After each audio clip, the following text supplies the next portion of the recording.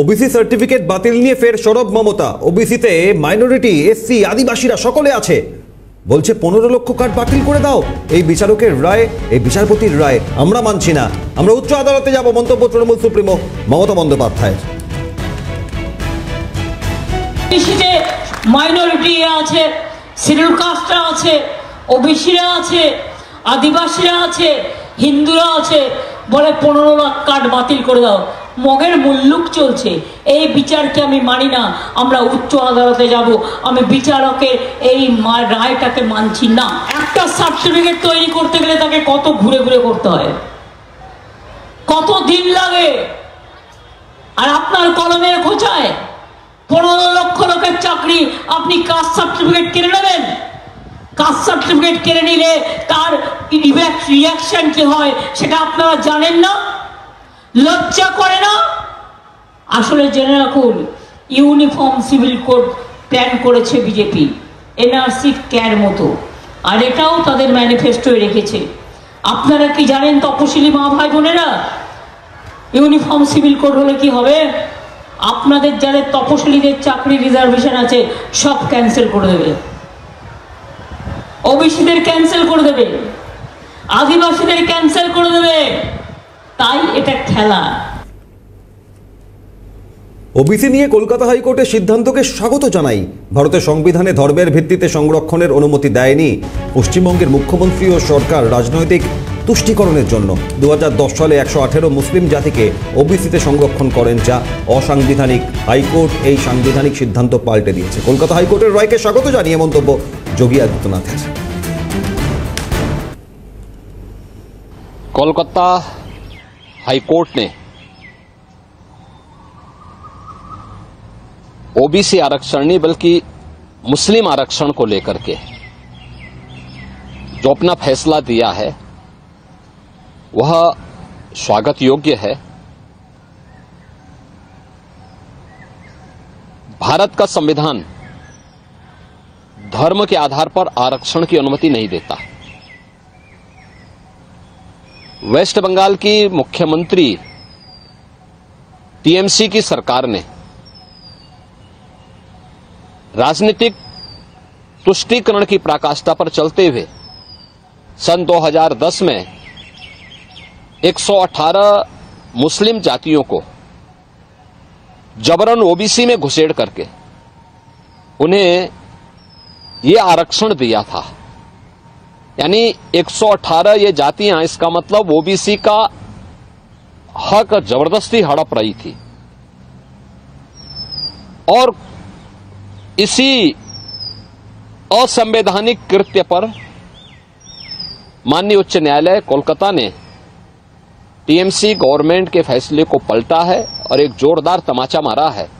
यह कार्य असंवैधानिक था और इसको अनुमति नहीं दी जा सकती है। लगता है कि यह फैसला एक नजीर बनना चाहिए। ওবিসি সার্টিফিকেট বাতিল নিয়ে সরব মমতা বন্দ্যোপাধ্যায়।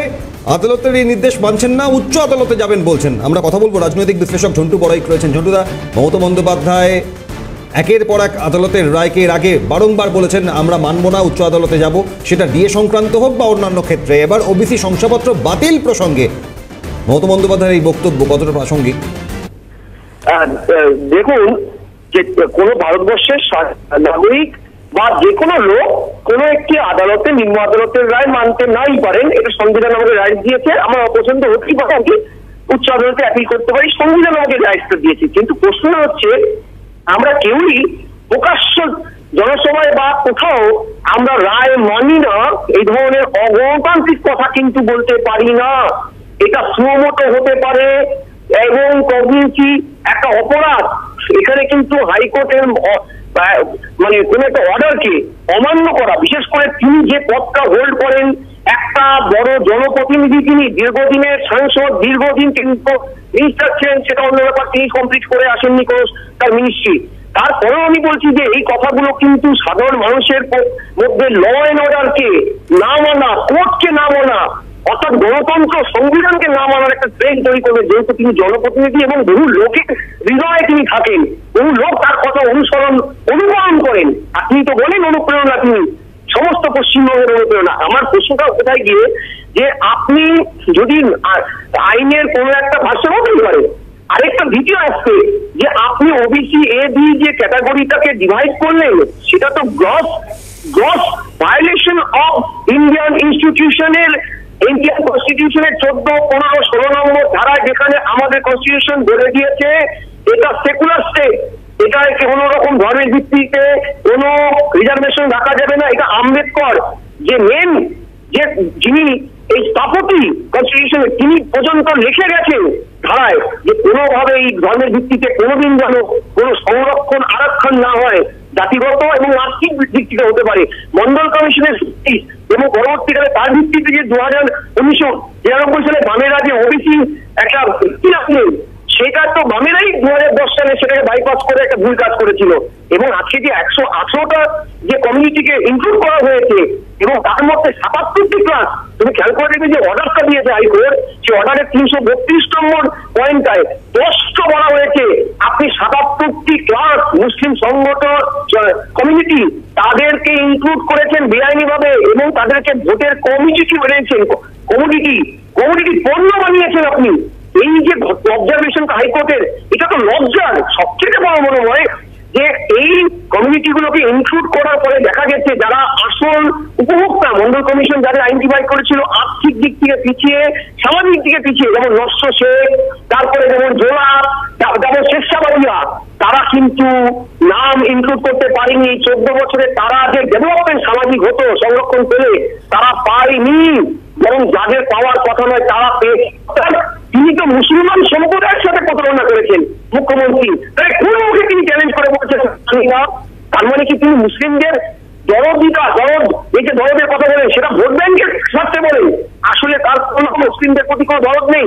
প্রকৃত উপভোক্তা মুসলিমরা তো নিশ্চিতই হতে পারেনি, এটা আমার কথা নয়। হাইকোর্ট বলে দিয়েছে কষ্ট যে আপনি 77টি কমিউনিটিকে একটা ওবিসি যে আমাদের কমিটি আছে 1993 সালে বামেরা তৈরি করেছিল মন্ডল কমিশনের সুপারিশ মেনে, তাদেরকে বাইপাস করেছেন আপনি এবং বেআইনি ভাবে এদেরকে নাম ইনক্লুড করেছেন। আনসারি, অমুক, বিশ্বাস, এদেরকে ইনক্লুড করেছেন। যারা পায় না তারা ক্রিমিনাল। আপনি যাদের পাওয়ার কথা তারা পেল না, আপনি ডিপ্রাইভ করলেন তাদেরকে। আমি প্রশ্ন করছি, রাজ্যের মুখ্যমন্ত্রী এই ধরনের কথা যখন বলেন এবং সরাসরি বেআইনি কাজকে ইন্ডালজ করেন প্রকাশ্য জনসভায়, তখন ভয় হয় তিনি কি ইমার্জেন্সি জারি করেছেন পশ্চিমবঙ্গে? এই পরিস্থিতিতে উচ্চ আদালতে মামলা করাবে, কিন্তু এই শংসাপত্র সংক্রান্ত যে নির্দেশ আজ আদালত দিয়েছে, অন্যদিকে উত্তরপ্রদেশের মুখ্যমন্ত্রী যোগী আদিত্যনাথের বক্তব্য, সব মিলিয়ে আগামী দিনে এই ওবিসি সার্টিফিকেট সংক্রান্ত বিষয় বা এই যোগ্য অযোগ্য নির্ণয় চাকরির ক্ষেত্রের বিষয় আদালতে ঝুলে রয়েছে, বা বহু ক্ষেত্রে বহু মামলা যা আদালতের নির্দেশ কিন্তু তা কার্যকর করার ক্ষেত্রে বারংবার উচ্চ আদালত এইভাবে থমকে যায়। পরিণতি কি? হ্যালো ঝন্টুদা, শোনা যাচ্ছে? হ্যাঁ বলো। ঝন্টুদা, এটাই স্পষ্ট হবো যে একদিকে মমতা বন্দ্যোপাধ্যায় বলছেন আমি মানছি না শংসাপত্র 15 লক্ষ প্রায়, অন্যদিকে যোগ্য অযোগ্য চাকরি হারাদের চিহ্নিতকরণ, বারংবার আদালতে ধাক্কা খাওয়ার পরেও না মেনে উচ্চ আদালতে যাওয়া, কিন্তু এর পরিণতি কি আখেরে? না দেখো, এর দুটো, একটা হচ্ছে তোমার আমার জনগণের ট্যাক্সের টাকা, কষ্টার্জিত ট্যাক্সের টাকা লুটিয়ে ফেলো। দ্বিতীয়, তিনি বুঝতে পারছেন গ্রস চুরি হয়েছে চাকরি, গ্রস অযোগ্যরা সার্টিফিকেট পেয়েছে, যেটা ভারতবর্ষে কোন স্টেটে হয়নি। তিনি বুঝতে পারছেন সংবিধানকে ভায়োলেট করে ধর্মের ভিত্তিতে শুধু ভোট ব্যাংকের খাতিরে তিনি সেপারেশন করেছেন ওবিসি এ, ওবিসি বি, তাতে প্রচুর হিন্দু পিছিয়ে পড়া ব্যাকওয়ার্ড শ্রেণীও চাকরি পায়নি ওদের জন্য। এত কিছুর পরেও কেন যাচ্ছেন? একটা ল এন্ড অর্ডারটাকে পুরো জঙ্গলের রাজত্বে পরিণত করো। তোমার আমার ট্যাক্সের টাকায় যেটা রোড তৈরি হতো, স্কুল তৈরি হতো, শিক্ষক রিক্রুটমেন্ট হতো, সেগুলোকে খুলম খোঁজা বেআইনি কাজকে স্ট্যাবলিশ করার জন্য সুপ্রিম কোর্টে ঢালো। এই প্রক্রিয়াতে কিন্তু বাংলা প্রায় 100 বছর পিছিয়ে যাচ্ছে ভাই। আমি একটা পরিষ্কার কথা বলছি, এটা চলতে পারে না। আপনার এটা ব্যক্তিগত টাকা নয়। আপনি যদি আইনসম্মত কোনো কিছুকে চ্যালেঞ্জ করে সুপ্রিম কোর্টে যেতেন, জনগণের ইন্টারেস্টে যেতেন, আমরা বলতাম ঠিক আছে যান, রাষ্ট্র ধর্ম পালন করেছেন। আপনি রাজ ধর্ম পালন করছেন না, এই জায়গাটা কিন্তু একটা ভয়ানক অশনির সংকেত। এবং বিশ্বাস করবে আজকে রাজ ধর্ম ফেলিওর, ব্যাপক জনবিরোধী একটা সরকার, যে এই জনবিরোধী একটা যে জনগণ যেতে এই মুহূর্তে রীতিমতন মানুষ কিন্তু বুঝে ফেলেছে এর থেকে কোন ভাষা করতে, এর থেকে চোখটা ঘুরিয়ে নিতে তিনি রামকৃষ্ণ মিশন, ইসকন এবং ভারত সেবা সংঘের মতন সংস্থাগুলোকেও তিনি পর্যন্ত কাঠগড়ায় দাঁড় করাচ্ছেন, যাতে লোকের নজর ঘুরিয়ে দেওয়া যায়। এই যে নন পলিটিক্যাল ইস্যুগুলোকে তিনি বারবার পলিটিক্সে তুলে আনতে সারতেছে, এটা ভয়ের আমাদের কাছে আগামীতে যে উনি কি অলিখিত এমার্জেন্সি চালু করে রাখছেন বাংলায়। একেবারে ঝন্টু, তো আগামী দিনে পরিস্থিতি কোন দিকে গড়ায় নজর থাকবে। অনেক ধন্যবাদ ঝন্টু বড়াইক, রাজনৈতিক বিশ্লেষক আমাদের সঙ্গে ছিলেন। আমরা কথা বলবো, আমাদের সঙ্গে ফোনে রয়েছেন রাজনৈতিক বিশ্লেষক অমিতাভ কাঞ্জিলাল। অমিতাভ দা, স্বাগত। উত্তরপ্রদেশের মুখ্যমন্ত্রী বলছেন যে স্বাগত জানাই হাইকোর্টের রায়কে, দীর্ঘদিনের যে বৈষম্য এবং তার ভেতরে যা যা ঘটেছে এই ওবিসি শংসাপত্র নিয়ে, তার পরিপ্রেক্ষিতে আজ হাইকোর্টের রায় যা অত্যন্ত প্রাসঙ্গিক, গুরুত্বপূর্ণ। অন্যদিকে মমতা বন্দ্যোপাধ্যায় রাজ্যের মুখ্যমন্ত্রী বলছেন মানছি না এই রায়, উচ্চ আদালতে যাব।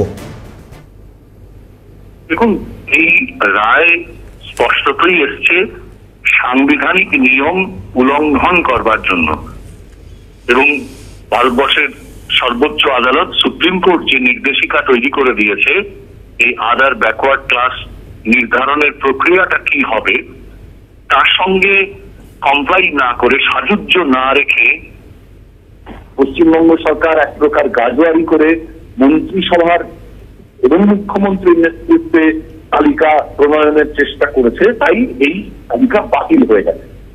এটা পরিষ্কার সংবিধানের সঙ্গে রাজনৈতিক স্বার্থের সংঘাতের প্রশ্ন, যেখানে আদালত রাজনৈতিক স্বার্থকে সাংবিধানিক স্বার্থের ঊর্ধ্বে বলে মান্যতা দেয়নি।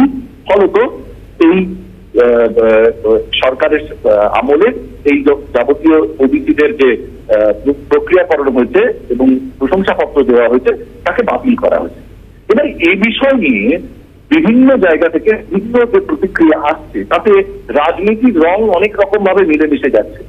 যোগী আদিত্যনাথ উত্তরপ্রদেশের মুখ্যমন্ত্রী এবং সেই তিনি বিজেপি রাজনৈতিক দলের একটি উজ্জ্বল মুখ, সামনের সারির মুখ, তিনি যখন এই রায়কে স্বাগত জানাচ্ছেন, তিনি কি সাংবিধানিক অর্থেই স্বাগত জানাচ্ছেন? প্রশ্নটা সেইখানে। এবার যদি তিনি সাংবিধানিক অর্থে, যেভাবে আমরা সিভিল সোসাইটির লোকজন আমরা যারা যে রায়টিতে দেখছি সেই অর্থেই জানান, তাহলে তার অভিমতকে স্বাগত জানাই। আমি বিশ্বাস করি তিনি একজন সংবিধান পালনকারী নাগরিক, অতএব সেই দৃষ্টিকোণ থেকে তিনি যদি সমর্থন করে থাকেন। কিন্তু যদি এটা রাজনৈতিক বিরোধিতার জন্য বলা কোনো মন্তব্য হয় বা রাজনৈতিক বিরোধিতার জন্য বলে, তাহলে এই বিষয় নিয়ে এটা তাদের দুপক্ষের অন্যায় টুটু ব্যাপারের জায়গায় চলে যাবে। তাতে কিন্তু শেষ পর্যন্ত জনস্বার্থ উপেক্ষিত হবে, এছাড়া আর কিচ্ছু নয়। ভোটের বাজারে কতগুলো হাওয়া গরম করার জন্য এই ধরনের এলিমেন্ট ঢুকবে। আর মমতা বন্দ্যোপাধ্যায় মানে এই সাংবিধানিক রায়কে কতটা গ্রাহ্য করবেন না, তিনি নিজে কতটা, যদিও সাংবিধানিক পদে বসবার সময় যে শপথ বাক্য পাঠ করেছিলেন তা কতটা তিনি মনে রেখেছেন আমি জানি না। তার চালচলনে সাংবিধানিক বিধি ব্যবস্থার প্রতি শ্রদ্ধা বিন্দুমাত্র দেখা যায় না, বরং তাকে এড়িয়ে ব্যক্তি ইচ্ছা, তার নিজের ইচ্ছা, নিজের খামখেয়ালি চিন্তাধারা তাকেই প্রয়োগ করবার। একেবারে আগামী দিনে এই পরিস্থিতিতে মামলা যদি উচ্চ আদালতে গড়ায় কোন দিকে যায় নজর থাকবে। অনেক ধন্যবাদ অমিতাভ কাঞ্জিলাল, রাজনৈতিক বিশ্লেষক ছিলেন। এ রাজ্যে তপশিলীদের নিরাপত্তা নেই, একের পর এক ঘটনা ঘটছে। মুখ্যমন্ত্রী হিন্দু ও ওবিসিদের বঞ্চিত করছেন। ওবিসি সার্টিফিকেট বাতিলের জন্য মুখ্যমন্ত্রী দায়ী। ওবিসি সার্টিফিকেট বাতিল প্রসঙ্গে মন্তব্য বিজেপি রাজ্য সভাপতি সুকান্ত মজুমদার। তপশিলীদের নিরাপত্তা তো নেই এই রাজ্যে, কোথায় আছে? বারবার তপশিলীদের অপমান, এসটি মহিলা ধর্ষণ, একের পর এক ঘটনা ঘটেছে। প্রত্যেকটি জেলায় শিডিউল কাস্ট, শিডিউল ট্রাইব যারা, তারা বারবার পদদলিত হচ্ছে তৃণমূল কংগ্রেসের নেতৃত্বের দ্বারা। আর এই যে ওবিসিদের সাথে মমতা বন্দ্যোপাধ্যায় হিন্দু ওবিসিদের সাথে যেভাবে তাদেরকে বঞ্চিত করলেন, 17% রিজার্ভেশনের 10% মুসলিম ওবিসি এর জন্য, 7% ওবিসি বির জন্য, ওর মধ্যে আবার 45খানা মুসলিম কাজ ঢুকতে পারে, এই যে করে 5 লক্ষ বেআইনি কাজ করে 5 লক্ষ ওবিসি সার্টিফিকেট তিনি বাতিল করে দিলেন, বাতিল করার ব্যবস্থা করলেন। এর জন্য তো মমতা বন্দ্যোপাধ্যায় দায়ী। তারপরেও যদি কেউ বলে যে মমতা বন্দ্যোপাধ্যায় তপশিলীদের কথা ভাবে বা ভাবছে, তাহলে তো মূর্খের স্বর্গে বাস করতে হবে। তাহলে তো মনে হবে যে কষায়ের মুরগিকে ভালোবাসা একই ব্যাপার।